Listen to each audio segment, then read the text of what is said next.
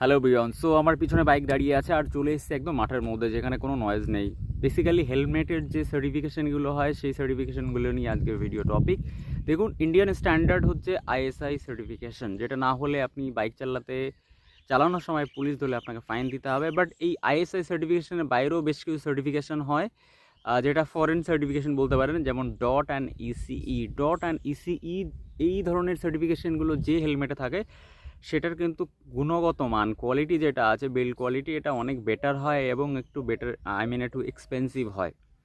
তো এই ECE, dot এবং আইএসআই কোন সার্টিফিকেশান থাকলে পরে আপনারকে সেই হেলমেটটা কিনতে হবে? দেখুন, বেসিক্যালি ইন্ডিয়ান স্ট্যান্ডার্ড অনুযায়ী আইএসআই মার্ক তো অবশ্যই প্রত্যেকটা হেলমেটে থাকতে হবে।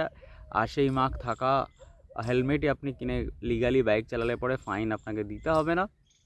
বাট সঙ্গে ইসিই অ্যান্ড ডট সার্টিফিকেশান থাকলে পরে সেটা আরও অনেক বেটার ধরনের হেলমেট হয়। বেসিক্যালি এটাই আমি বুঝি। আমার যে হেলমেটটা রয়েছে ওখানে রাখা রয়েছে, ওটা হচ্ছে এক্সোরের মডেল আছে। ওই মডেলটিতে আপনার dot and ECE booth certification available আছে।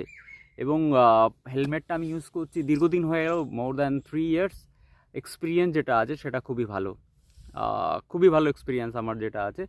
ভিজিবিলিটি অনেক বেটার আছে, ভাইজারের ভিজিবিলিটি যেটা বেটার আছে। নাইট ভিশন তো নেই, বাট রাতের